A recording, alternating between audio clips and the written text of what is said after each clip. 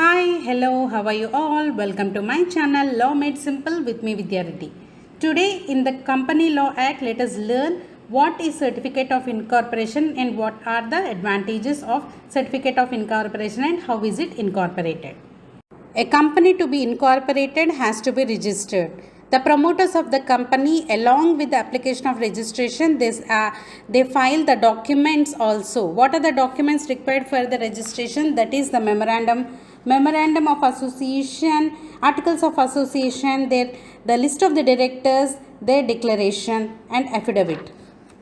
As you all know that a company is a legal person, it comes into existence only after registration under the Companies Act. Hence, the company should be necessarily registered. A company can be registered either as a private company or a private limited company or a public limited company. The company's promoters have several prescribed documents that must be duly prepared and take several steps to get the company registered with the registrar of joint stock companies. So some of the documents to be filed along with the application of registration.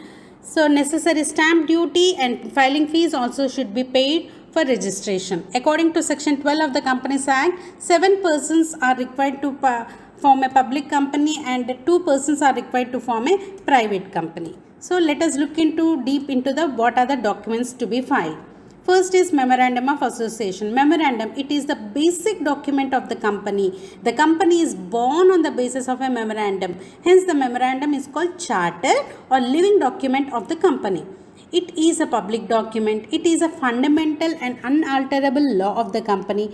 It contains the rights, privileges and powers of the company. It is the foundation on which structure of the company stands.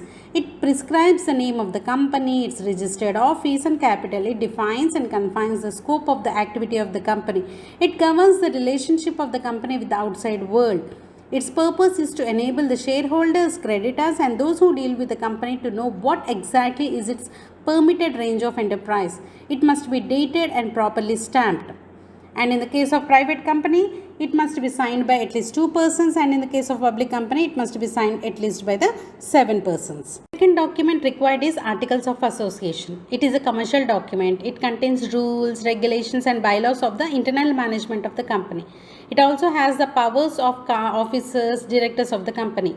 It determines the relationship between company and its members and also relationship among the shareholders themselves and the mood and manner in which the business is to be conducted.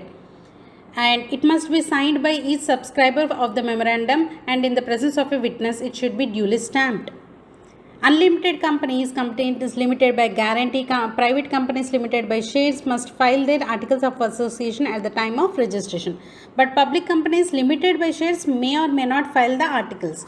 Here we are saying public companies limited by shares may or may not file the articles. If a public company doesn't file its articles, then the regulations contained in Table A of Companies Act will apply to it. The third one is statement of nominal capital. If the normal capital exceeds 50 lakhs, a certified copy of permission of the controller of capital issues to be filed. And who are the list of directors? This list contains the name, addresses and occupations of the persons who have agreed to act as the first directors of the company. And if there is any consent, that should also be mentioned. If the directors are appointed by the articles or named in the prospectus, their written consent to act as directors should be also filed. This formality is not required to be performed by a private company, but in public company it is necessary. Next is the undertaking. The undertaking by directors regarding qualification of shares in case of public company, which is not required in case of private company.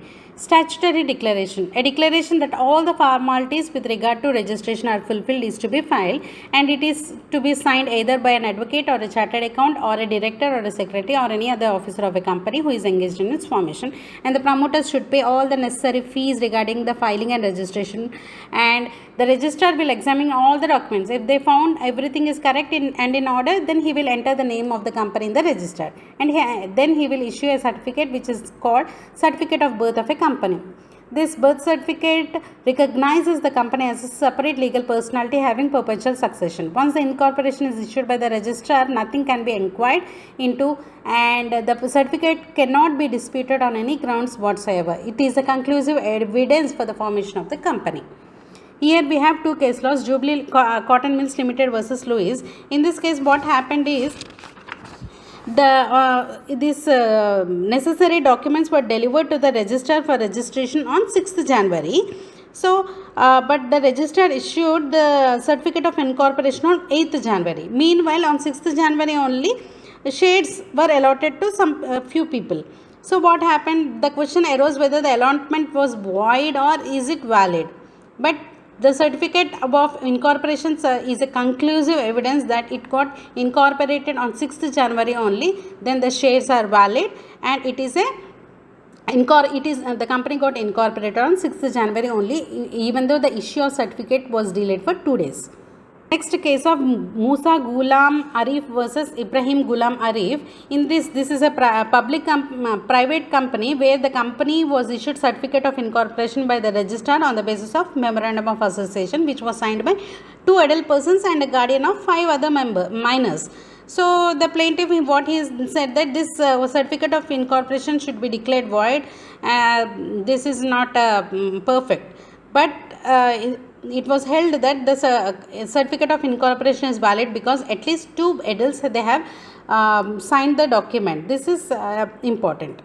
Certificate of commencement of business. This is exclusively for public limited companies. A private limited company can start its business soon after receiving the certificate of incorporation, but public company cannot do any business without getting certificate of commencement of business. So what is the certificate of business, commencement of business? First, it should obtain that certificate by filing again some documents. So it should file a prospectus. A copy of prospectus should be filed with the registrar. If the prospectus is not issued, a statement in lieu of the prospectus must be filed, and some minimum amount of subscription should be received, and the directors should pay the amount due on their qualification shares. And after all this, a declaration signed by any director or a company or its secretary that necessary requirements have been all the requirements have been compiled, and they should submit to the registrar. And if the registrar is satisfied that all the conditions have been fulfilled, and he will grant a certificate of commencement of business to that company. This is also called trading certificate and this is a conclusive evidence that a company is so entitled to commence its business. So this serves as a license to start the business and borrowing any kind of funds. As such, we have come to the end of the session. It's riddle time. Please answer the riddle in the comment section. Please like, share and subscribe. Thank you.